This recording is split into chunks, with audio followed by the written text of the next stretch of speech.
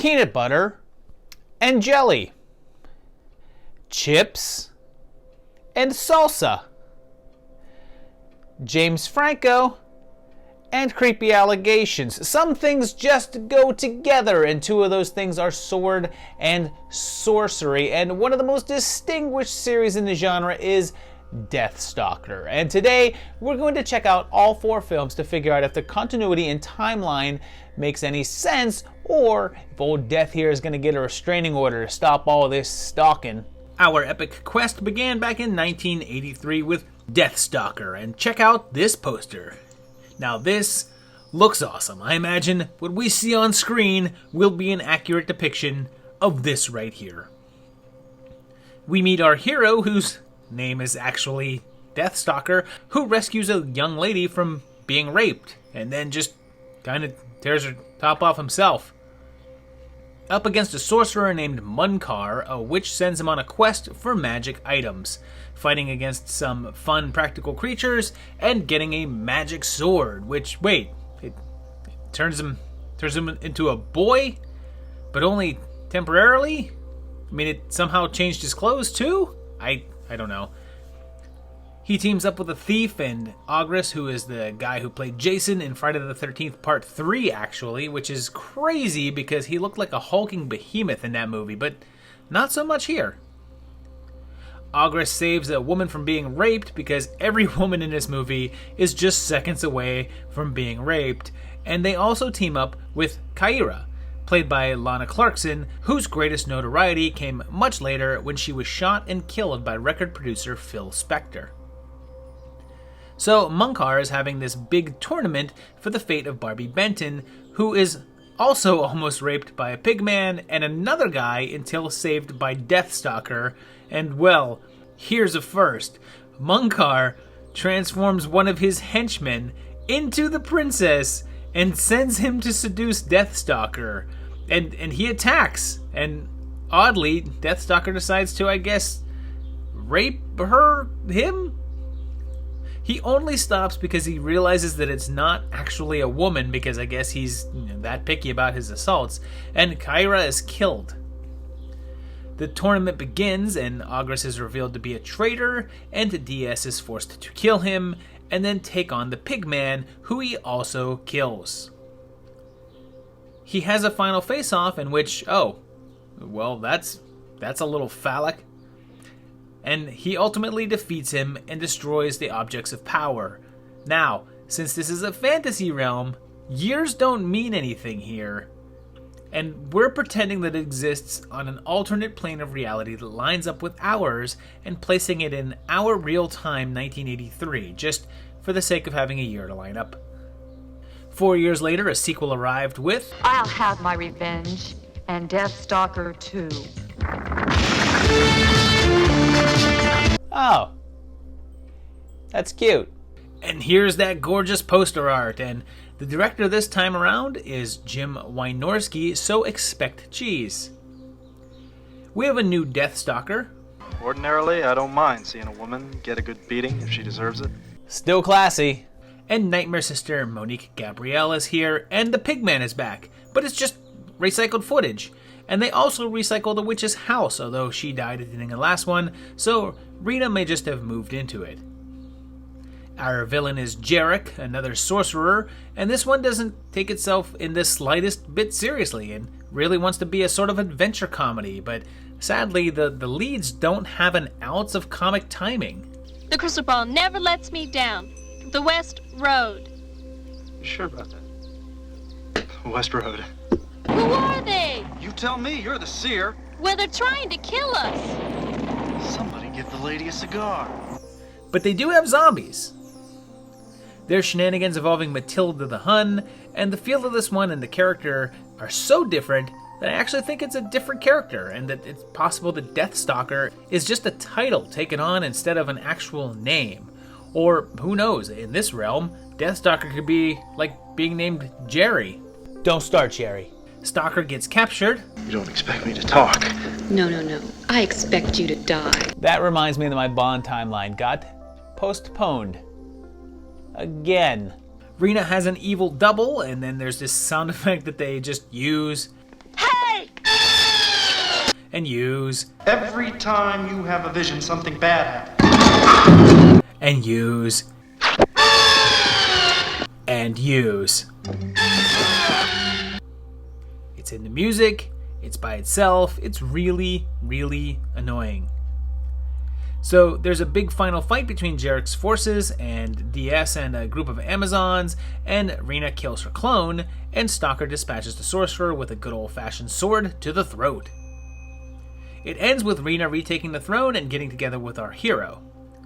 So no time frame exists, and there's no mention of the events of the last film, again pointing to this one possibly being a new character, but regardless, we're going to set it as 4 years after that one, in our equivalent of 1987. 1 year passed, and in 1988 came the third entry with Deathstalker and the Warriors from Hell. And I'm just going to show all of these posters because, let's face it, they are gorgeous, even though the characters here look absolutely nothing like they're depicted in the actual movie. This one starts with, holy cow, is that Dave Grohl? We have another new Deathstalker, and this time it's none other than Hunk Golden. You've got your fairly standard setup as DS is settled in a small village that gets attacked by a band of marauders who lay waste to most of it and try to capture a young princess with a mission. Stalker says to her, Oh, why is it that I keep getting mixed up with princesses? which is actually the first bit of continuity within the series and an indication that it is supposed to be the same character throughout, or at least between the second and third films. He does seem more in line with his portrayal in the last film, so it makes sense with the first film's Conan-like character being the outlier. The princess is killed, so she gives him this magic stone, and the village is Truxardus, played by Buck Rogers' Hawk, who can make zombies while Stalker teams up with the princess's twin sister, since this series has a thing for doppelgangers. They both get captured, and Troxy gets the magic stone, but has to find a third one to complete his set, and they've definitely softened the Stalker since he defeats a female enemy and he doesn't rape her. He just kind of gropes her a bit, because they wouldn't want anyone to think he wasn't a hero now, would they? Stalker manages to get the Warriors from Hell to help him out in order to free their souls, which takes them all to the big final fight, where they find the final stone and have what may possibly be the worst sword fight ever captured on film outside of a movie that I made in my backyard when I was 8.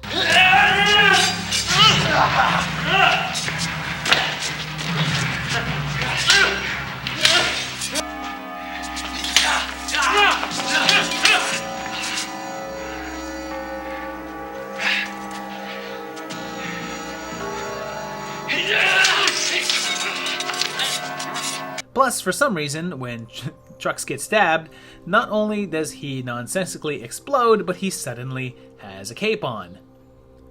They save the day, and Stalker rides off in search of another city of treasure. Who knows? Maybe there's another treasure city waiting for me out there. There isn't. Well, I mean, come on, we know that he's not that bright. Again, there's nothing to give us a time frame, so we'll roll with real time, and a year has passed in this universe, and they're in our equivalent of 1988. The saga ends with 1991's Deathstalker 4, Match of the Titans, and it does so in the most confusing way possible as Rick Hill returns to the role. They directly reference the first film, and then I guess these are cat people? Lion men? I don't know. He says he had a fight a few weeks ago, and they cut to footage from the first movie, but also kind of mix in scenes from the third, and he teams up with Vaniat here, and Cinemax staple Maria Ford to enter a fighting tournament with this guy. You old ragabrash. Look, about that pirate ship, I've got your gold and... You're not drunk. He's reverted back to his Conan-like self and lost all of the smart-ass nature from the last two, although, I mean, he does have some snarky lines in this one, so here's what I think. There are two Deathstalkers. There's this guy, who we saw in the first movie, and this one, and a second Deathstalker, who was in the second and third films. The tournament begins, and you can tell which is new footage and which is just recycled from the first film, because the new footage has a crowd of like 20 people standing around a small fenced-in area, while the recycled footage is in an arena with around 4 times as many extras. And oh hey, Pigman gets used again, really making the most of that footage. Meanwhile, the evil queen is poisoning all the participants in an effort to kill any strong warriors who would oppose her and turn them into her zombie army. But this is a woman. I know, and this is the closest I've ever been to one. Oh, come on. That's Nick the Dick. Who's he kidding? The fight goes on. To your princess. I should have known I'm always getting mixed up with princesses. Damn it! Come on! Okay. I guess it's the same guy. Same guy in all the movies. Whatever. They get the antidote to the poison, and then there's a final showdown with this scene. So much for your magic. That goes by way too fast. Can we let's see that again? We got to see this convincing reaction just one more time.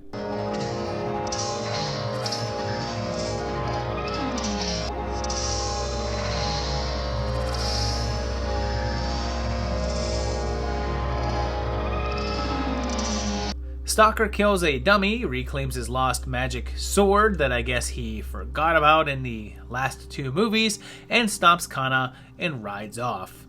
So even though they do discuss the first movie in this one, they don't give it a time context. So we're still rolling with the real-time thing, and this is our equivalent of 91, 8 years after the original film. So there you have it. It's 4 movies that, yeah, they don't really have a timeline. They don't really go together, except for the 4th movie mentioning some of the events of the first film in it. They're really not connected in any way, shape, or form, except for a couple of vague comments about dealings with princesses. So you could watch them in any order. If you wanted to place these in whatever order, you're totally fine. It's an anthology. I got a kick out of these. I thought they were all pretty fun. They're varying degrees of fun. The second one's probably the most entertaining just for silliness value, but they all have a little bit of like watchfulness in them that's worth it. So I'd say if you enjoy sword and sorcery movies, you should definitely check these out. You'll get a kick out of them. I did. Let me know down in the comments below what you thought of these if you have seen them. Let me know if you want to see more Deathstalker movies in the future, because I'd like to see this series continue in some way or another, whatever. Like the video, subscribe, share it out there to the world, and of course check out the Patreon page. These guys over here are my patrons. I want to say thank you to them, and thank you guys for watching this video. You can also become a patron if you want by going to patreon.com/movietimelines and kicking over some funds to the channel there. But until then, just keep watching, and we'll see you very shortly for another great video. Thanks guys, bye-bye.